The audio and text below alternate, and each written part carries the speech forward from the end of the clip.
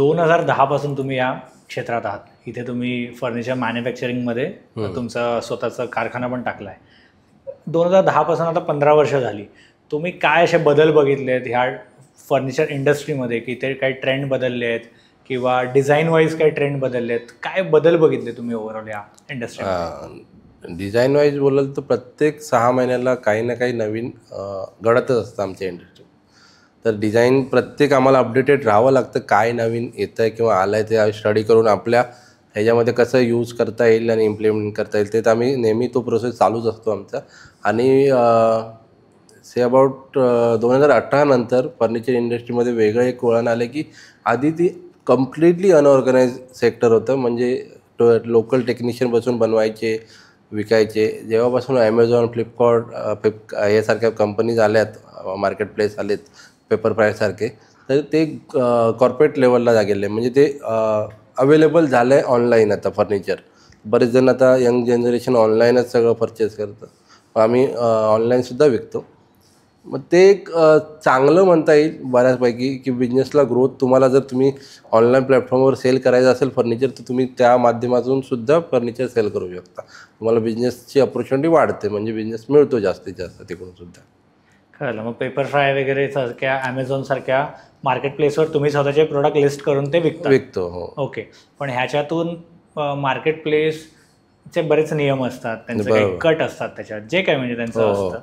तर त्याच्यातून प्रॉफिट निघतं की काय, कसं काय? म्हणजे कारण का हॉटेल इंडस्ट्रीवाले खूप बोलतात की आम्हाला नाहीच मिळत, जसं त्यांचे मार्केट प्लेस आहेत झोमॅटो, स्विगी. मार्केट प्लेसमध्ये तुम्ही प्रॉफिट नाही जास्त एक्सपेक्ट करू शकत. से अबाउट 5% मॅक्झिमम तुम्ही कमवू शकलात तरी भरपूर आहे. पण तिकडे व्हॉल्यूममध्ये मिळतं. तिकडे तुम्हाला जर तुम्ही एक्सपेक्ट कराल तर तुम्हाला महिन्याला 100 सोफ्याची ऑर्डरसुद्धा मिळू शकते जर तुमचं प्रोडक्ट अपिलिंग असेल आणि तेवढं ट्रेंडिंगमध्ये गेलं तर. त्यामुळे मार्जिन तुम्हाला कमीच ठेवूनच विकावं लागतं, कारण त्यांना बाकीचे कॉस्ट असतात. ते आहेच तसं. कळलं. पण म्हणजे मार्जिन कमी पण आणि क्वांटिटी. सिन्स आम्ही मॅन्युफॅक्चरर आहोत तर आम्ही मॅक्झिमम 10 to 15% मार्जिन ठेवून बिझनेस करतो. आम्ही असे आवाढव्य प्राइजेस सांगत नाही, कारण आम्हाला बल्कमध्ये विकण्यामध्ये इंटरेस्ट आहे. म्हणजे आम्ही कॉर्पोरेट्समध्ये विकतो तर तिकडे ऑलरेडी त्यांचं बजेट कन्स्ट्रेंट असतं, छोटं कमी असतं. मग ते आम्हाला तिकडे ॲडव्हान्टेज असतो की आम्ही मॅन्युफॅक्चर असल्यामुळे आम्हाला त्या ऑर्डर्स बऱ्यापैकी मिळतात. बरोबर. कॉर्पोरेटचा विषय काढला तुम्ही कॉर्पोरेटपासून हॉस्पिटल्सपर्यंत सगळ्यांनाच तुम्ही सप्लाय देतात. आता ह्यांच्या प्रत्येकाच्या रिक्वायरमेंट वेगळ्या आहेत, कारण कॉर्पोरेटमध्ये वेगळ्या लागतात, हॉटेल इंडस्ट्रीला वेगळं लागतं आणि हॉस्पिटलला वेगळं फर्निचर लागतं. तर ह्या सगळ्यामध्ये मग तुम्ही त्या सगळ्यामध्ये तुम्ही सगळं आउटसोर्सिंग करतात की स्वतःच्या कारखान्यात रेडी करतात की कसं काय? आता सपोज बऱ्यापैकी हॉटेल्समध्ये आम्ही दिलेलं आहे. तर उदाहरण द्यायचं असेल तर हॉटेल्सचं उदाहरण देतो की प्रत्येक हॉटेलमध्ये त्यांच्या रेस्टॉरंट डायनिंग एरिया असतो किंवा लाऊंज एरिया असतो. प्रत्येक ठिकाणी त्यांचा डिझायनर डिझाईन करतो आणि प्रत्येक ठिकाणी त्यांची युनिक रिक्वायरमेंट असते. तर आम्ही त्यांच्या प्रोजेक्टच्या अकॉर्डिंग त्यांचे डिझाईन्स घेऊन त्यांना मॉकअप्स म्हणजे सॅम्पल्स बनवून देतो. आणि त्यामध्ये काही आयटम आहे जे आम्ही स्वतः बनवतो, कारण फर्निचर मॅन्युफॅक्चरिंग एवढं वास्ट आहे की त्यात तुम्ही प्रत्येक वस्तू स्वतः बनवू शकत नाही.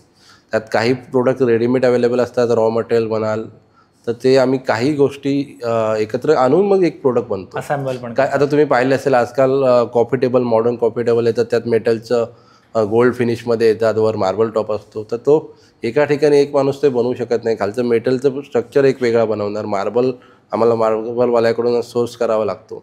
मग ते प्रॉपर कटिंग बिटिंग करून असेंबल रेडी करून मग ते डिलिव्हर आम्ही करतो. तसा म्हणजे एका प्रोडक्शनमध्ये, एका प्रोडक्ट मॅन्युफॅक्चर करण्यामध्ये 3 ते 4 वेगवेगळे मॅन्युफॅक्चरर इन्व्हॉल्व असू शकतात. कळलं. वेगवेगळ्या वेंडर्सकडून तुम्ही वेगवेगळ्या गोष्टी घेऊन मग ते असेंबल करून विकतात. पण डिझाईनचं मॉनिटर तुम्ही करतात की बाबा हे मला असंच पाहिजे. त्या डिझाईन फायनल करण्यामध्ये आणि ते तसं एक्झिक्यूट करण्यामध्ये तुमचं पूर्ण लक्ष असतं. हा व्हिडिओ तुम्ही इथपर्यंत बघितलाय म्हणजे तुम्हाला हा नक्की व्हिडिओ आवडलाय. ह्याचा फुल व्हिडिओ आमच्या मेन यूट्यूब चॅनलवर आहे, तो पण जाऊन तुम्ही बघा.